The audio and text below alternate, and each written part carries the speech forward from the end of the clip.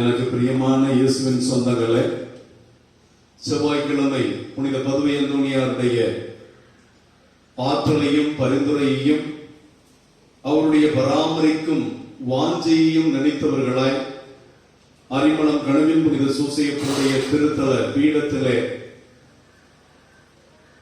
புனித பதுவை அந்தோணியாருடைய நினைவு நாள் திருப்பலியை நிறைவேற்ற கூடியிருக்கிறோம். புனித பதுவை அந்தோணியார் இறை ஆற்றல் மிக்கவராக இருந்தார். புனித பதுவை அந்தோணியார் பல புதுமைகளை செய்திருக்கிறார்.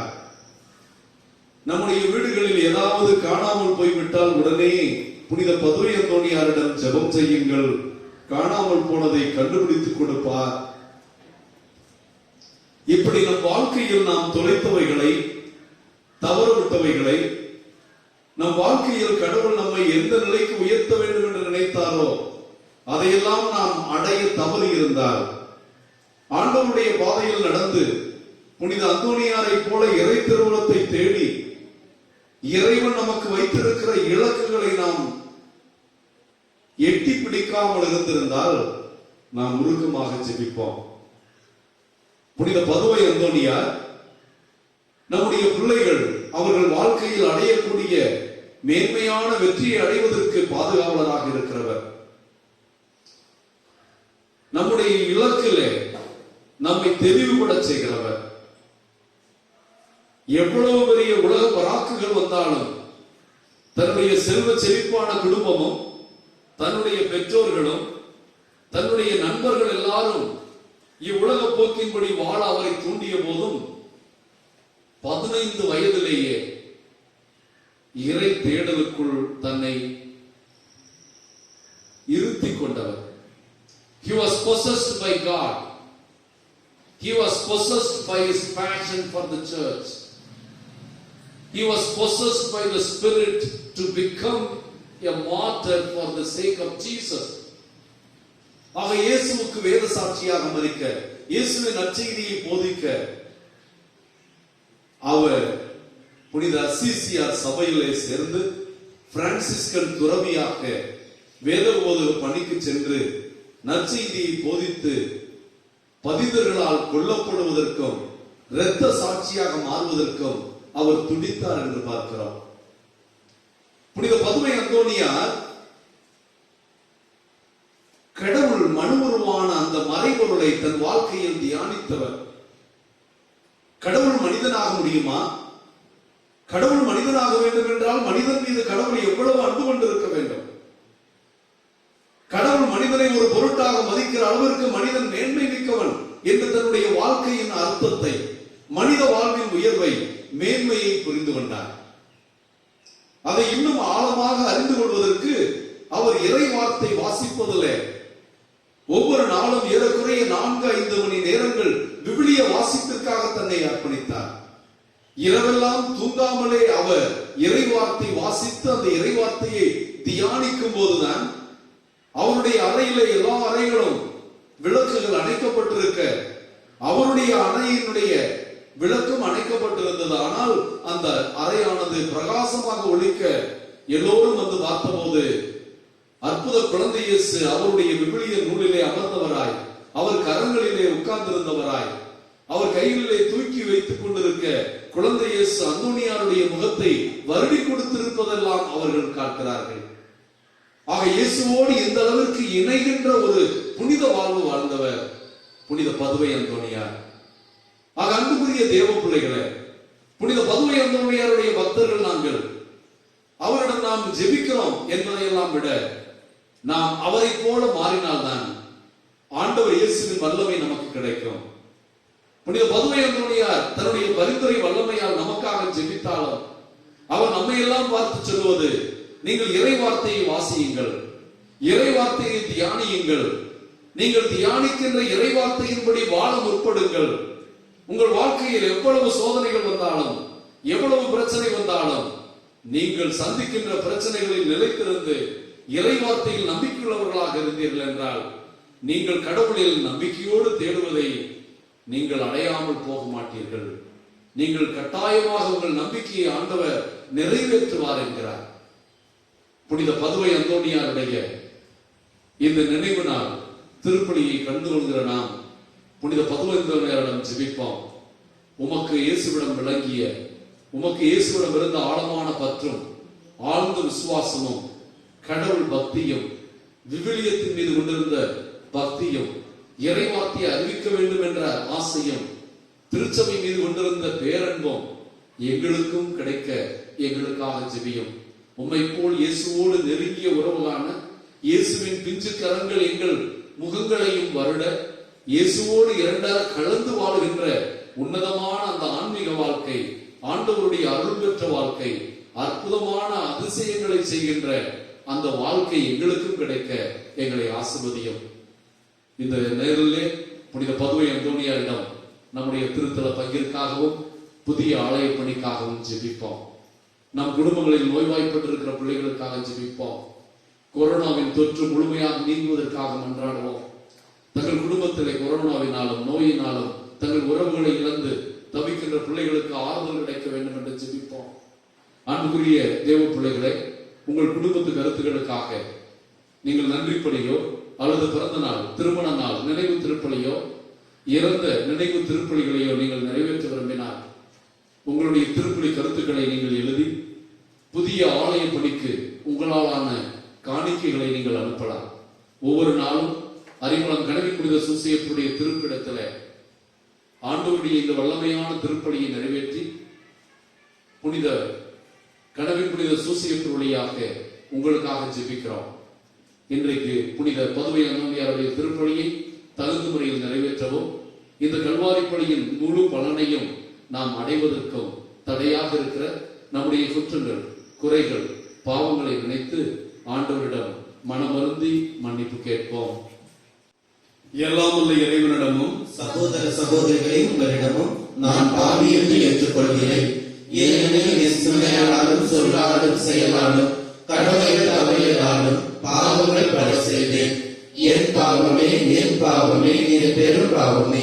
ஆகையால் எப்பொழுதும் கன்னியான தூய மரியாதை வானதூதர் புனிதர்களையும் சகோதர சகோதரிகளை உங்களையும் நம் இறைவனாகிய ஆண்டவரிடம் எனக்காக வேண்டிக் கொள்ள மன்றாடுகிறேன். எல்லாம் வல்ல இறைவன் நம் மீது இரக்கம் வைத்து நம் பாவங்களை எல்லாம் மன்னித்து நாம் பங்கெடுக்கும் இந்த திருப்பலி வழியாக நம்மை முடிவில்லாத வாழ்வுக்கு அழைத்து செல்வாராக. ஆமென்.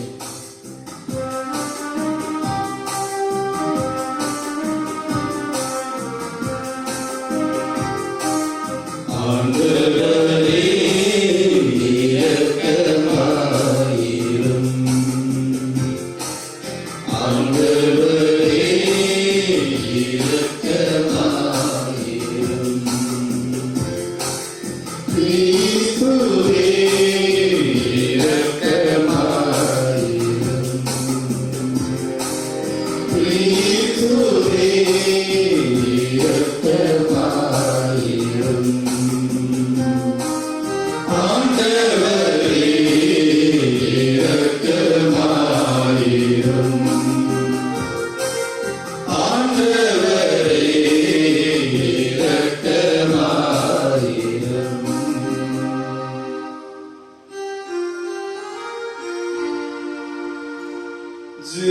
ஜெபிப்போமாக. என்றென்றும் உள்ள எல்லாம் வல்ல இறைவா, பதுவை நகர் புனித அந்தோணியாரை தலை சிறந்த போதகராகவும் உம் மக்கள் எங்கள் தேவைகளில் பரிந்து பேசுபவராகவும் எங்களுக்கு பெருங்கொடையாக வழங்கியுள்ளீரே. புனித பதுவை அந்தோணியாரின் பரிந்துரை வல்லமையை வேண்டி நாங்கள் கிறிஸ்தவ வாழ்வின் நெறிகளை கடைபிடிக்கவும் எங்களுக்கு நேரிடும் எல்லா இன்னல்களிலும் இடையூறுகளிலும் இப்புனிதர் வழியாக உமது உதவியை கண்டுணரவும் அருள்வீராக. உமோடு பரிசுத்த ஆவியின் ஐக்கியத்தில் இறைவனாய் என்றென்றும் வாழ்ந்து ஆட்சி செய்கிற எங்கள் ஆண்டவரும் திருமகனுமாகிய இயேசு கிறிஸ்து வழியாக உம்மை மன்றாடுகிறோம்.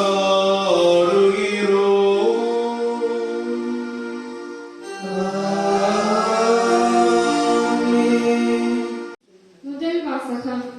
எங்கள் வாய்மொழி வழியாக அறிவிக்கப்பட்டவற்றில் நிலையாயிருங்கள். திருத்தூதர் பவுல் தெசலோனிக்கருக்கு எழுதிய 2 திருமுகத்திலிருந்து வாசகம். அதிகாரம் 2. இறைவனின் உயிருள்ள வார்த்தைகள் 1 முதல் 3 முடிய மற்றும் 14 முதல் 17 முடிய.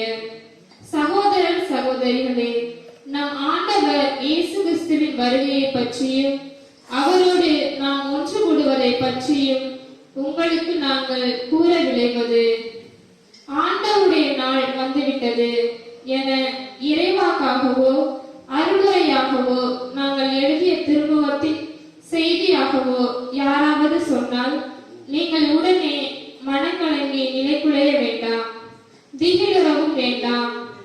எவரும் உங்களை எவ்வகையிலும் ஏமாற்ற இடம் கொடாதீர். நம் ஆண்டவர் இயேசு கிறிஸ்துவின் மாட்சியை நீங்கள் அடையும் பொருட்டே நாங்கள் அறிவித்த நற்செய்தி வழியாக அவர் உங்களை அழைத்தார். ஆகவே அன்பர்களே, எங்கள் வாய்மொழி வழியாகவோ திருமுகம் வழியாகவோ அறிவிக்கப்பட்ட முறைமைகளை பற்றி கொண்டு அவற்றில் நிலையாயிருங்கள். நம் ஆண்டவராம் இயேசு கிறிஸ்துவும் நம்மீது அன்பு கூர்ந்து தம் அருளால் நிலையான ஆறுதலையும் எதிர்நோக்கையும் அளித்த நம் தந்தையாம் கடவுளும் உங்கள் உள்ளங்களுக்கு ஊக்கமளித்து நல்லதையே சொல்லவும் செய்யவும் உங்களை உறுதிப்படுத்துவாராக. இது ஆண்டவர் வழங்கும் அருள்வாக்கு. இறைவனுக்கு நன்றி.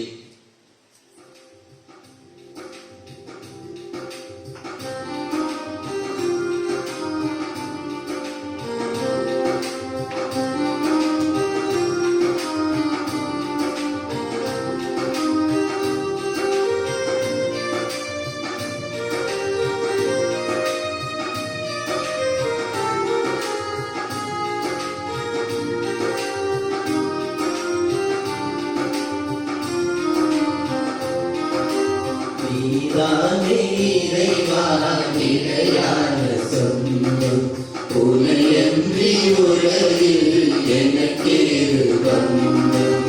நீதானே இறைவா நிலையான சொந்தம், உனையன்றி உலகில் எனக்கேது பந்தம். உன்னருள் ஒன்றே எனக்கு தஞ்சம், உனையன்று பிரியாது ஏழை என் நெஞ்சம், உனையென்றும் பிரியாது ஏழை நெஞ்சம். நீயே சொந்தம், நீயே தஞ்சம், நீயே செல்வம், வாழ்வின் மையம். நீயே சொந்தம், நீயே தஞ்சம், நீயே செல்வம், வாழ்வின் மையம்.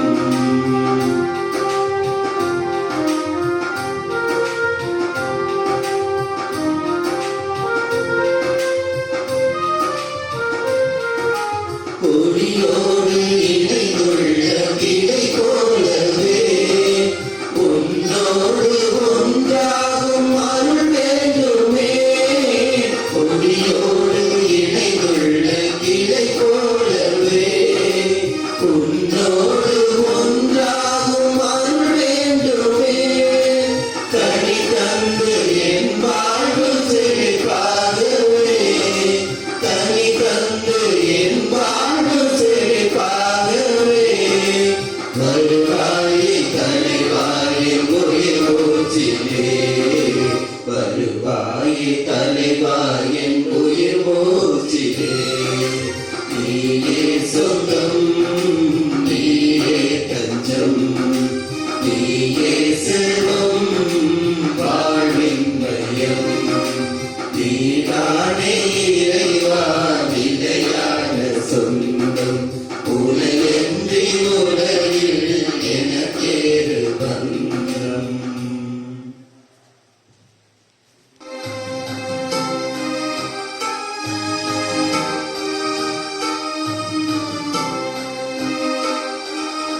Alleluia, Alleluia, Alleluia.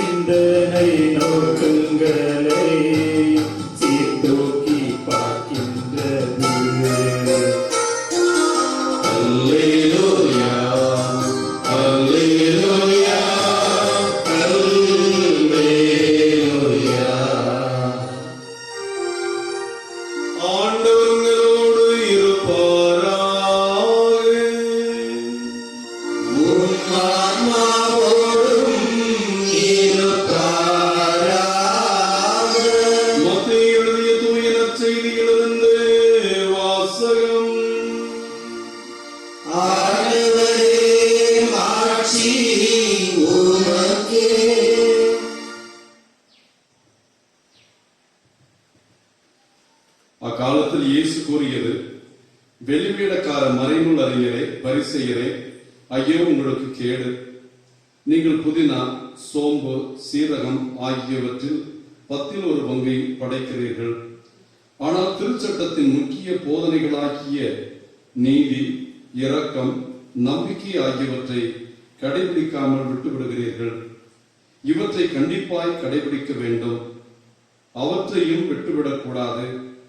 குருட்டு வழிகாட்டிகளை, நீங்கள் பருகும்போது கொசுவை வடிகட்டி அகற்றுகிறீர்கள், ஆனால் ஒட்டகத்தையோ விழுங்கி விடுகிறீர்கள். வெளிவேடக்கார மறைநூல் அறிஞரே, பரிசேயரே, ஐயோ உங்களுக்கு கேடு! ஏனெனில் நீங்கள் கிண்ணத்தையும் தட்டையும் வெளிப்புறத்தில் தூய்மையாக்குகிறீர்கள், ஆனால் அவற்றின் உட்புறத்தையோ கொள்ளை பொருட்களாலும் தன்னல விருப்பங்களாலும் நிரப்புகிறீர்கள். குருட்டு பரிசேயரே, முதலில் கிண்ணத்தின் உட்புறத்தை தூய்மையாக்குங்கள், அப்பொழுது அதன் வெளிப்புறமும் தூய்மையாகும் என்றார். இது ஆண்டவரின் அருள்வாக்கு. கிறிஸ்துவே உமக்கு புகழ். இயேசு கிறிஸ்துவில் எனக்கு மிகவும் பிரியமான சகோதர சகோதரிகளே, இன்றைக்கு மறைமுறை சிந்தனையில மிக முக்கியமான ஒரு கருத்தை உங்களுக்கு நான் வெளிப்படுத்த விரும்புகிறேன். இன்றைக்கு எந்த பிரிந்த சபை போதகர்களாக இருந்தாலும் மக்களை பயமூட்டுவதற்கும் அச்சுறுத்துவதற்கும் அவர்கள் சொல்லுகின்ற மேற்கோளானது இன்றைய முதல் வாசகத்தில் தெசலோனிக்கேயர் எழுதிய 2ஆம் திருமுகத்தின் 2வது அதிகாரத்தின் பகுதிகளை பயன்படுத்துவார்கள். அவர்கள் என்ன சொல்வார்கள்? இதோ உலகம் முடிய போகிறது, ஆண்டவர் சொன்ன எல்லா காரியங்களும் நடந்து கொண்டிருக்கிறது, இயற்கை சீற்றங்கள், கொள்ளை நோய்கள், கடல் கொந்தளிப்புகள், இன்னும் பல்வேறு விதமான பிரச்சனைகள் வரும்போதெல்லாம் ஆண்டவருடைய மீட்பு அண்மையில் இருக்கிறது, நீங்கள் எச்சரிக்கையாக இருங்கள் என்று சொல்லி இருக்கிறது என்று சொல்லி ஆண்டவருடைய நாள், ஆண்டவருடைய வருகை அண்மையில் இருக்கிறது என்று மக்களை பயமுறுத்துவதும், ஆகவே இந்த உலக காரியங்களில் நீங்கள் ஈடுபட வேண்டாம், உலகத்தை மறந்துவிட்டு ஆண்டவரை தேடுங்கள் என்று அச்சப்படுத்துவதையும் பார்க்கிறோம்.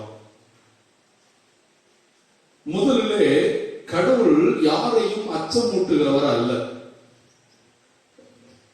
கடவுளுடைய வருகை நமக்கு நீதி வழங்குகின்ற வருகையாக, அவருடைய மகிமையின் வருகையாக இருக்கும். ஆகவே கடவுளை குறித்து, கடவுள் உங்களை தண்டித்து விடுவார், சபித்து விடுவார், கடவுள் உங்கள் மீது கோப ஆக்கினை கொண்டு வருவார், நெருப்பு மழை பொழிய செய்வார் என்று எந்த கடவுளாவது செய்வதாக சொன்னால் அவர்கள் கிறிஸ்தவ கடவுள் அல்ல. கிறிஸ்தவ மதம் இயேசுவை அன்பின் நிறைவாக, இரக்கத்தின் நிறைவாக, கருணையின் வடிவாகவே நமக்கு காட்டுகிறது. அவர் நம்மை தண்டிக்கிறவர், நம்மை பழிவாங்குகிறவர், நம் மீது கோப ஆக்கினையை வெளிப்படுத்துகிறவர், நம் மீது அவர் வெறுப்பையும் வலியையும் கொண்டு வருகிறவர். ஆண்டவருடைய தண்டனை தீர்ப்பு நம் மீது காத்திருக்கிறது, அவருடைய நெருப்பு கோபமானது நம் மீது வரப்போகிறது, சோதோம் கொமோராவை போல் நம்மை அழிக்கப் போகிறது என்று நாம் நம்புகிறது. இந்த போதகர்கள், பிரிவினை சபையினர் போதிப்பது உண்மை என்றால் நாம் சிலுவையில் தொங்குகின்ற இயேசுவை எப்படி புரிந்து கொள்ளப் போகிறோம்? நாம் அனைவரும் துன்பப்படாமல் இருக்க, நாம் அனைவரும் குற்றத்திற்கான தண்டனையை பெறாமல் இருக்க, நாம் அனைவரும் பாவத்தின் சம்பளத்தை அனுபவிக்காமல் இருக்கத்தானே அவர் பாவத்தின் சம்பளமாக தன்னையே, தன்னுடைய விலைமதிப்பில்லாத ரத்தத்தையே ஒப்புக் கொடுத்தார். ஆகவே நாம் கடவுளுடைய நாள், ஆண்டவருடைய வருகை, இதை பற்றிய தெளிவு கொள்ள வேண்டும். ஏமாற்றுகின்ற போதகர்கள் பின்னால் போவதை நிறுத்த வேண்டும். இவருடைய ஏமாற்று போதனைகளுக்கு பயந்து இவர்கள் சொல்லுகின்ற வழியிலே எத்தனை பேர் 1000 ஆண்டுகள் வந்த போதும், 2000 ஆண்டுகள் வந்த போதும், சுனாமி வந்த போதும், இன்னும் இப்பொழுது கூட கொரோனா தொற்று நோய் ஏற்பட்டு பலர் மடிகின்ற இந்த சூழ்நிலையிலும் இதோ ஆண்டவருடைய வருகை வந்துவிட்டது, நீங்கள் உலகத்தின் செல்வத்தை நாடிக்கொண்டிருக்காதீர்கள், உங்களுடைய செல்வங்களை எல்லாம் ஊழியத்துக்கு கொடுங்கள், உங்களுடைய பணத்தை எல்லாம் ஆண்டவருடைய ஊழியத்துக்கு கொடுத்துவிட்டு நீங்கள் ஆண்டவரை தேடுங்கள் என்று தங்களையே ஆண்டவருடைய அந்த இரண்டாம் வருகைக்காக தயாரிக்க சொல்வதை விடுத்துவிட்டு அந்த நாளை குறித்த அச்சத்தை கொடுத்துக் கொண்டிருப்பதை பார்க்கிறோம். கத்தோலிக்க திருச்சபை நமக்கு என்ன போதிக்கிறது? இன்றைய முதல் வாசகத்திலே புனித பவுலடியார் என்ன சொல்கிறார்? ஆண்டவருடைய நாள் வந்துவிட்டது என இறைவாக்காகவோ அருளுரையாகவோ நாங்கள் எழுதிய திருமுகத்தின் செய்தியாகவோ யாராவது சொன்னால் நீங்கள் உடனே மனம் கலங்கி நிலைகுலைய வேண்டாம், திகிலுற வேண்டாம், எவரும் உங்களை எவ்வகையிலும் ஏமாற்ற இடம் விடாதீர்கள் என்று சொல்கிறார். மேலும் அவர் தொடர்ந்து நாம் என்ன செய்ய வேண்டும்? ஆண்டவர் எப்படி வெளியேறி சென்றாரோ அவர் மறுபடியும் வருவார். ஆக ஆண்டவருடைய வருகை என்பது உண்மை, நாம் விசுவசிக்கிறோம். அவர் மறுபடியும் நடுத்தீர்க்க அவர் மகிமையோடு வான் படைகளின் மீது வருவார் என்பதை நாம் நம்புகிறோம். ஆகவேதான் திருப்பலியின் மையத்தில் இயேசு மரித்தார், உயிர்த்தார், மீண்டும் வருவார் என்று நம்முடைய விசுவாசத்தை வெளிப்படுத்துகிறோம். ஆக இயேசுவின் வருகை உண்மைதான். ஆக இயேசு வருகை உண்மை, அவர் கட்டாயம் வருவார். அந்த வருகையானது தனிப்பட்ட விதத்திலே என்னுடைய மரணத்தின் நாளிலே நான் ஆண்டவரை எதிர்கொள்ள வேண்டியிருக்கும். அவருடைய பொது வருகையானது உலகத்தின் முடிவில் எல்லோரும் கல்லறையிலிருந்து எழும்போது நாம் நடுத்தீர்வைக்கு வர வேண்டியிருக்கும். ஆக நாம் தனித்தீர்வையாகவும் பொது தீர்வையாகவும் ஆண்டவருடைய இந்த வருகையை எதிர்கொள்வோம் என்பதை கத்தோலிக்க திருச்சபை நமக்கு போதிக்கிறது. ஆகவே நம் ஆண்டவர் இயேசு கிறிஸ்துவின் மாட்சிமையை நீங்கள் அடையும் பொருட்டே நாங்கள் அறிவித்த நற்செய்தியின் வழியாக அவர் உங்களை அழைத்தார். ஆகவே அன்பர்களே, எங்கள் வாய்மொழி வழியாகவே திருமுகம் வழியாகவே அறிவிக்கப்பட்ட முறைமைகளை பற்றி கொண்டு அவற்றில் நிலையாயிருங்கள். ஆண்டவர் வருவார். எப்பொழுது வருவார் என்று யாருக்கும் தெரியாது. இந்த தெசலோனிக்கேயர் எழுதிய புத்தகத்திலே புனித பவுலடியார் கூட இதோ ஆண்டவருடைய வருகை அண்மையில் இருக்கிறது, உலகம் முடிய போகிறது, ஆண்டவருடைய இரண்டாம் வருகையிலே நாம் அனைவரும் விண்ணகத்திற்கு போக போகிறோம் என்றுதான் தொடக்க திருச்சபையில் எதிர்பார்த்தார்கள். ஆனால் இவர்கள் ஆண்டவருடைய வருகை, ஆண்டவர் வருவார் என்று சொன்னது மனிதர்களுக்கு வெளிப்படாத மறைபொருள் என்பதை கொஞ்சம் கொஞ்சமாக பவுலடியார் புரிந்து கொள்ள, நீங்கள் அந்த நாளை குறித்து அச்சப்பட தேவையில்லை, கலங்க வேண்டிய தேவையில்லை. நீங்கள் எப்பொழுதும் அவருடைய வருகைக்காக தயாராயிருங்கள். நீங்கள் எப்பொழுதும் கடைபிடிக்கின்ற உங்களுடைய ஆன்மீக செயல்களை, ஆண்டவரை தேடுகின்ற செயலை, உங்களுடைய தியானத்தை, உங்களுடைய ஜெபத்தை, உங்களுடைய ஸ்துதியை, உங்களுடைய மகிமையை, நீங்கள் திருப்பலிக்கு போவதை, ஜெபமாலை ஜெபிப்பதை, இறைவார்த்தையை வாசிப்பதை, நற்காரியங்கள் புரிவதை, ஏழைகளுக்கு இறங்குவதை, ஆண்டவருடைய போதனைப்படி வாழ்வதிலே நீங்கள் எப்பொழுதும் நிலையாக இருந்தால் ஆண்டவர் ஏதோ வந்து அவருடைய மகிமையோடு நம்மை சந்திக்கும் போது நாம் எப்பொழுதும் போல தயாராக இருப்போம். ஆண்டவர் வர காலம் தாழ்த்துகிறார் என்று நாம் காலம் தாழ்த்துவதை நினைத்து, அல்லது எப்பொழுது வரப்போகிறார் என்ற அவநம்பிக்கையிலே நாம் அந்த அறிவற்ற கண்ணியர்களைப் போல் நாம் இருந்தால் நாம் நினையாத நேரத்தில் அவர் வரலாம், நாம் ஏமாந்து போகக்கூடும். நாம் வாழ்வதனுடைய நோக்கமே அவர் இரண்டாம் வருகையில் வரும்போது என் வாஞ்சைக்குரியவர்களை, ஆசீர்வதிக்கப்பட்டவர்களே என்ற அந்த மகிமை தான்.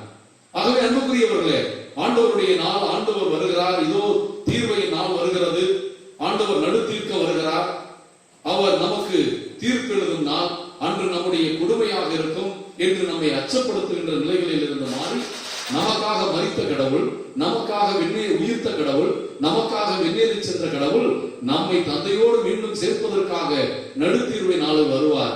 அந்த நடுத்தீர்வையின் போது அவருக்கு ஏற்புடையவர்களாக தொடர்ந்து வாழ்வதன் வழியாக, அவருடைய போதனையின்படி வாழ்வதன் வழியாக அவருக்கு ஏற்புடையவர்களாக நாம் மாறுவோம் என்ற அந்த உறுதிப்பாட்டை நாம் வர வேண்டும்.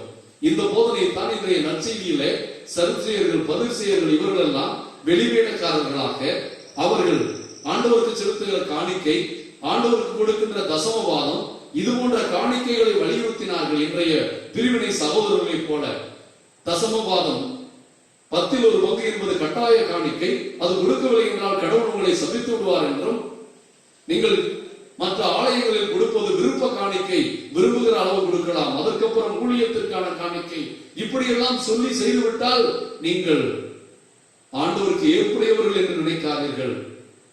ஆக யூத தலைவர்களாக இருந்த பரிசேயர்கள், சதுசேயர்கள், மறைவல்லுநர்கள் இவர்களை குருட்டு வழிகாட்டிகள் என்றும் வெளிவேடக்காரர் என்றும் கோபப்பட்டு ஆண்டவர் சொல்வதற்கு காரணம், இவர்கள் ஆண்டவருக்கு ஏற்புடையவராக வாழ்வதனுடைய உண்மையான போதனைகளான நீதி, இரக்கம், அன்பு இவற்றையெல்லாம் கடைபிடிப்பதை விட்டுவிட்டு இவர்கள் கொசுவை வடிகட்டி விட்டு ஒட்டகத்தை விழுங்குகின்ற வெளிவேடக்காரர்களாக ஆலயத்தின் பாத்திரங்களை வெளிப்புறத்திலே பளபளக்க செய்து உள்ளே பாசானம் தூசுகளும் படிந்திருக்கிற அந்த பாத்திரத்தை போல இவருடைய உள்ளமானது அசிங்கமாக பாவம் நிறைந்ததாக கடவுளுக்கு ஏற்புடையதாக இல்லாமல் இவர் வெளிப்புறத்திலே நல்லவர்களைப் போல இருந்ததை அவர் கடிந்து கொள்வதை பார்க்கிறோம். ஆண்டவர் நம் உள்ளங்களை அறிகிறவர், நம்முடைய எண்ணங்களை அறிகிறவர். நாம் 1000 ரூபாய் ஒருவருக்கு உதவி செய்யலாம், 10,000 ரூபாய் உதவி செய்யலாம். ஆனால் அந்த பணத்தின் அளவை குறித்து கடவுள் நம்மை ஆசீர்வதிப்பதில்லை. அவர் நாம் என்ன நோக்கத்தில் அளிக்கிறோம், இது கடவுள் எனக்கு கொடுத்த கொடை, அது இல்லாதவர்களுக்கு கொடுத்து நான் கடவுளை மகிமைப்படுத்துகிறேன் என்று நம்முடைய நோக்கத்தை, நம்முடைய உள்ளத்தின் எண்ணத்தை ஆண்டவர் உற்று பார்த்து நம்மை ஆசீர்வதிக்கிறார். வெளிவேடக்காரர்களா இல்லாமல் உள்ளார்ந்த விதத்தில் ஆண்டவரை பின்பற்றும் சீடர்களாக வாழ்ந்தால் ஆண்டவர் எப்பொழுதும் வந்தால் எனக்கு என்ன, ஆண்டவர் வரும்போது அவர் என்னை அன்பு செய்யும் தேவனாக, மீட்கும் தேவனாக, அவருக்கு ஏற்புடையவராக நான் இருப்பேன் என்று எப்பொழுதும் நாம் தயாராக இருப்போம். ஆண்டவர் நம்மை இப்பொழுது அழைத்து ஆர் யூ ரெடி என்று கேட்டால் நாம் அனைவரும் ஆல்ரெடி என்று சொல்லும் தயார் நிலையில் இருக்கக்கூடிய விழிப்புமிக்க கண்ணீர்களைப் போல நாமும் இருப்போம். நல்ல தேவன் புனித பதுவை அந்தோனியார் வழியாக நம்மை ஆசீர்வதிப்பாராக. ஆமென்.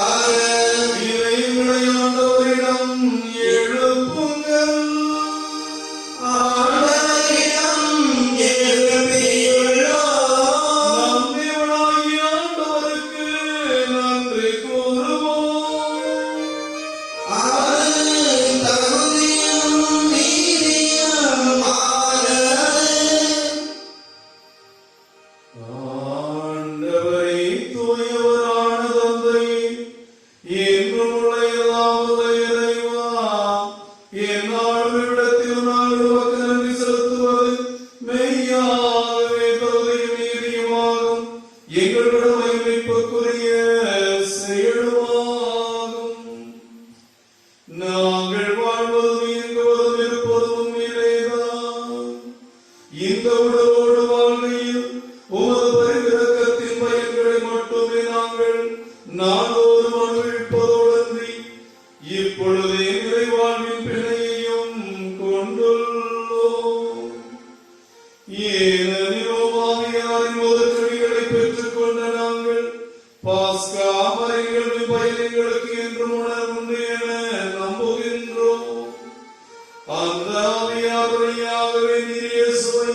சாவினின்று உயிர்த்தெழச் செய்தி. ஆகவே நாங்கள் வாழ்வதற்கோடு வந்து சேர்ந்து உம்மை புகழ்ந்து போற்றி ஒரே குரலாய் பாடுவதாவது.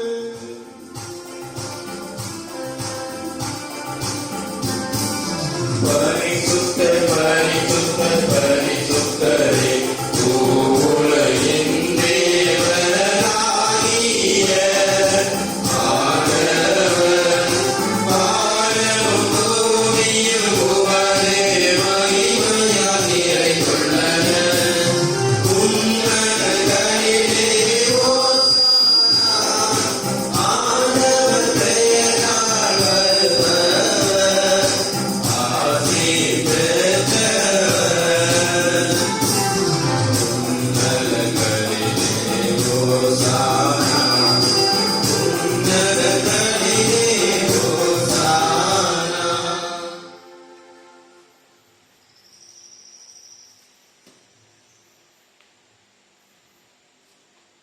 வானக தந்தையே, மெய்யாகவே தூயவர், தூய்மை அனைத்துக்கும் ஊற்று.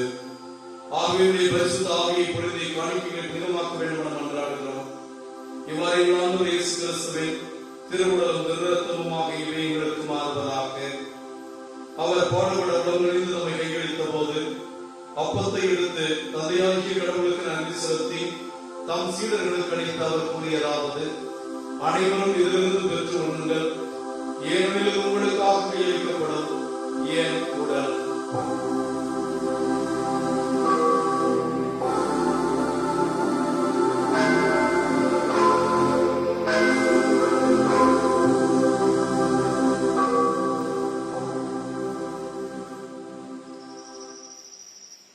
அவ்வண்ணமே இரவு வந்து இறந்திய பின் கிண்ணத்தை எடுத்து மீண்டும் நோக்க நன்றி கூறி தம் சீடர்களுக்கு எல்லாம் கொடுத்து அவர் கூறியதாவது: அனைவரும் இதிலிருந்து பெற்று தருங்கள், ஏனெனில் இது புதிய நிலையான உடன்படிக்கைக்குரிய என் இரத்தத்தின் தினம். இது பாவ மன்னிப்புக்கென்று உங்களுக்காகவும் பலருக்காகவும் சித்தப்படும். இதை என் நினைவாக செய்யுங்கள்.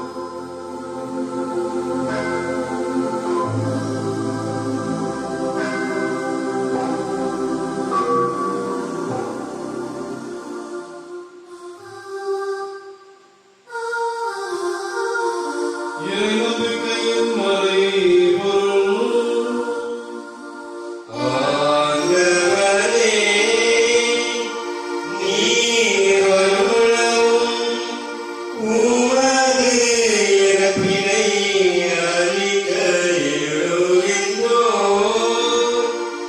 உமது உயிர்ப்பையும் எடுத்துரைக்கின்றோம்.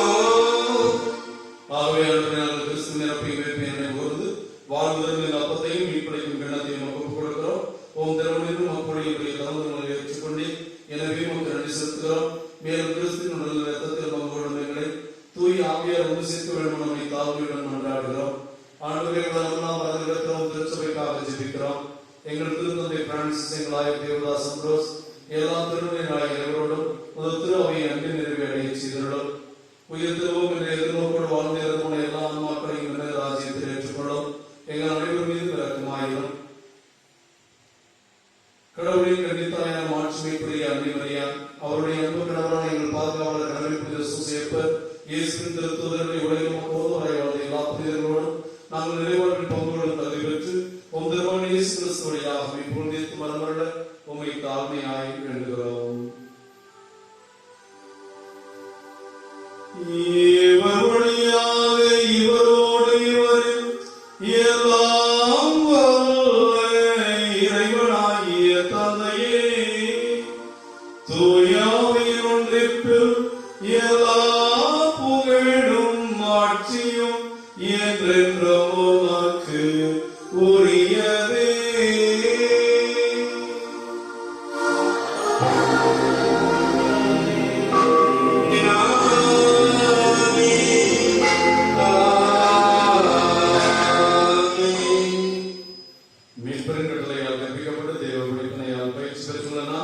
நம் ஆண்டவர் கற்பித்த ஜெபத்தை அனைவரும் சேர்ந்து விசுவாசத்தோடு ஜெபிப்போம். விண்ணுலகில் இருக்கிற எங்கள் தந்தையே, உமது பெயர் தூயது என போற்றப்படுக. உமது ஆட்சி வருக. உமது திருவுளம் விண்ணுலகில் நிறைவேறுவது போல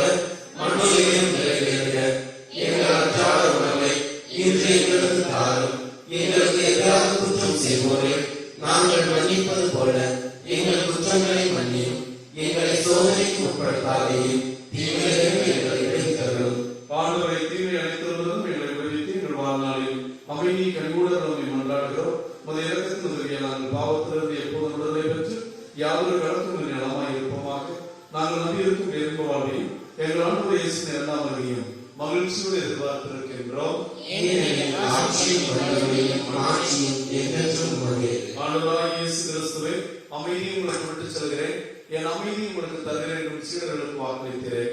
எங்கள் குற்றங்கள் குறைகளை பாராமல் நாங்கள் ஒப்புக் கொடுக்கும் இந்த திருப்பலியின் பயனாக எங்களுக்கும் எங்கள் குடும்பங்களுக்கும் இந்த திருப்பலியை காணும் எல்லா குடும்பங்களுக்கும் ஒற்றுமையும் அமைதியும் அளித்த திருவிழாக எல்லாரும் வாழ்ந்து ஆட்சி செய்கின்றவர் நீரே. ஆண்டவரே, கிறிஸ்துவின் அமைதி உங்கள் அனைவரோடும் இருப்பதாக.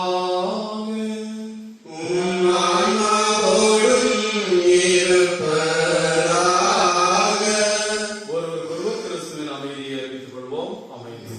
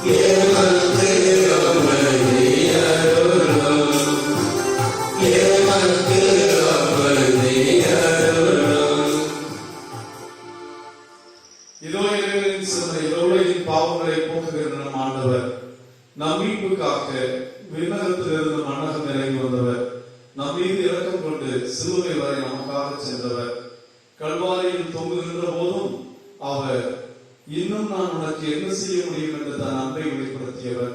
ஏதாவுடைய திருமணத்தில் கலந்து கொள்கிற நாம் அனைவரும் பேர் பெற்றோர். ஆண்டவரே, நீர் என் நிமித்தத்தில் எழுந்தவர், நான் தகுதியற்றவர். ஆனால் ஒரு வார்த்தை மட்டும் சொல்லிவிடும், என் ஆன்மா நலமடையும். கிறிஸ்துவின் திருவுடலும் திருரத்தமும் இருக்குள்ளும் எனக்கும் உங்களுக்கும் நித்திய வாழ்வளிப்பதாக. ஆமென்.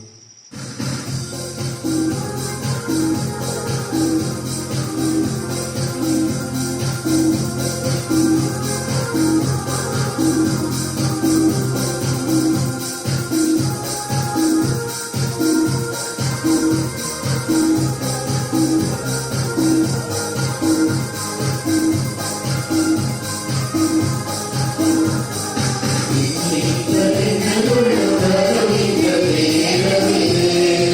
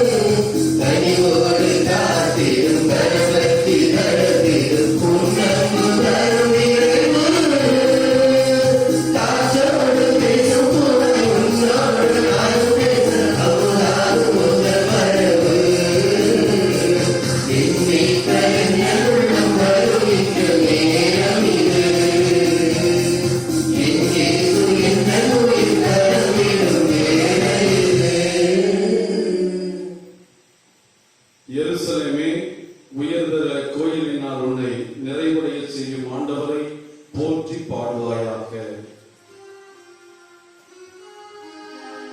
நன்றி கூறி மன்றாடுவோமாக. இரக்கமுள்ள ஆண்டவரே, எங்கள் மீது கொண்ட இரக்கத்தினாலும் எங்களை பாவங்களிலிருந்து மீட்க வேண்டும் என்ற உம்முடைய ஆர்வத்தினாலும் மனித நிலையில் பிறக்க நீர் திருவுளமானி. நாங்கள் உட்கொண்ட இத்திருவுணவை எங்களை உம்மோடு வந்து திருக்க செய்வதாக. இத்திருவுணவை எங்களுக்கு மீட்பளிக்கும் அருட்சாதனமாதனால் அது எங்களை உண்மையின் மொழியில் உறுதிப்படுத்தி உம்மையும் எங்களையும் எங்கள் குடும்பங்களையும் ஆசீர்வதிக்க வேண்டும் என்று எங்கள் ஆண்டவராகிய கிறிஸ்து வழியாக உம்மை மன்றாடுகிறோம்.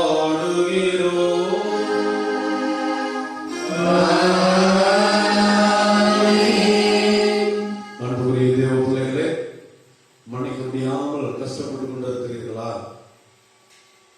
கணவன் மனைவியை மன்னிக்கவே முடியவில்லை. என் கணவர் எனக்கு செய்த துரோகத்தை என்னால் மன்னிக்கவே முடியவில்லை. எப்படி மன்னிப்பேன்?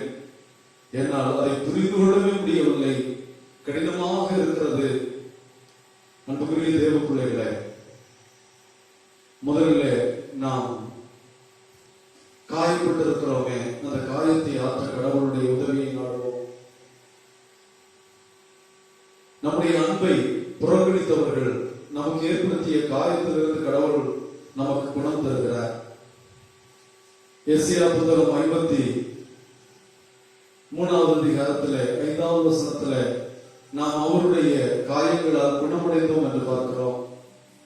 ஆகவே முதலில் நம்முடைய உள்மன காயங்களை, நமக்கு எதிராக தீமை செய்தவர்களுடைய தீமையினால் ஏற்பட்ட மனக்காயங்கள், உறவு காயங்கள், உணர்வு காயங்கள், நம்மை மட்டம் தட்டியவர்கள், நம்மை ஒன்றுக்கு உதவாதவர்கள் என்று சொன்னவர்கள், இதனால் ஏற்பட்ட எல்லா காயங்களையும் ஆண்டவரிடம் சமர்ப்பித்தோம். அதற்கு பின்பு இந்த காயம் ஏற்படுத்திய நிலையை கடவுள் நம்முடைய மனதிலிருந்து நீக்க வேண்டுமாய், அதை மறக்க வேண்டுமாய் நாம் மன்றாடுவோம். அப்பொழுது நமக்கும் நலம் கிடைக்கும், நாமும் மற்றவர்களை மன்னிக்கின்ற அந்த இறை அனுபவம் கிடைக்கும். எங்கள் வல்லமையில் நல்ல பிதாவே, இரக்கத்தின் தெய்வமாக நீர் இருக்கிறீரப்பா. தாவீதின் மகனே, என் மீது இரக்கம் என்று சொன்ன பருத்துமையை குருடனுக்கு பார்வை அளித்தீரப்பா.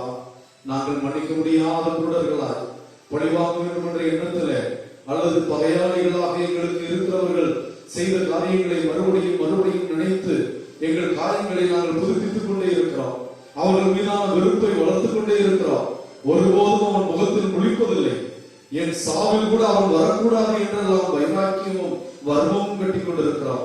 ஆனால் ஆண்டவரே, நீர் நாங்கள் மன்னிக்கிறவர்களாய் மாறவில்லை என்றால் எங்கள் குற்றங்களை மன்னிக்க மாட்டீர், எங்களுடைய பாவங்களை மன்னிக்க மாட்டீர். எங்களுக்கு மீட்பு இல்லை என்ற நிலையை உணர்கிற போது நாங்கள் கஷ்டப்படுகிறோம். எங்களுடைய இயலாமையில் நாங்கள் துன்புறுகிறோம். ஆண்டவரே, மன்னிக்கிற மேன்மையை உணரச் செய்திருக்கும். ஆண்டவரே, எங்களை நீர் மன்னிக்கின்ற மாண்பை உணரச் செய்திருக்கும். உடைய பேரங்களை பிள்ளைகள் உணர்வார்களாக.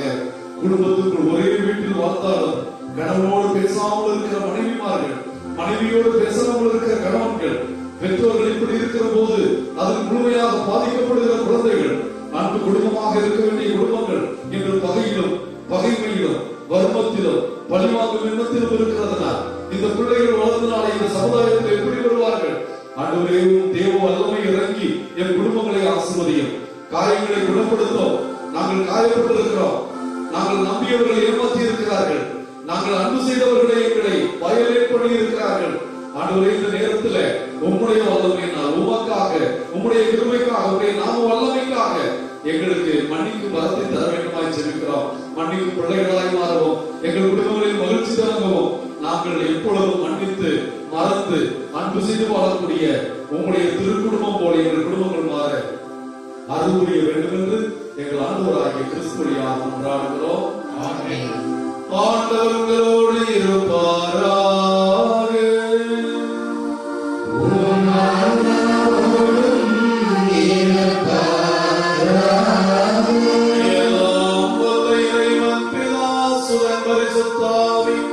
உங்களையும் உங்கள் குடும்பங்களையும் கடமை புனித சூசையப்பருடையாக ஆசீர்வதிப்பாராக.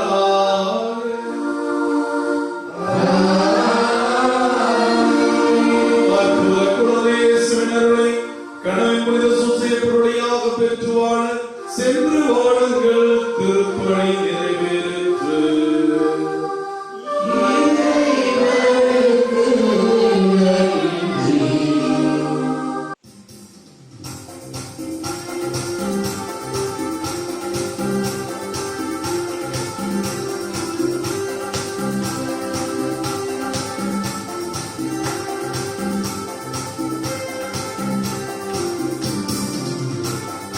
அன்பு தந்தையே கருணை தெய்வமே எங்கள் அந்தோணியாரே.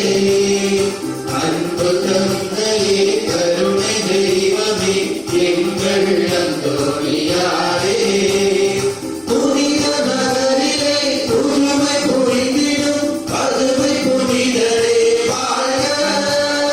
புனித நகரிலே புதுமை பொழிந்திடும் பதுமை புனிதரே வாழ்க.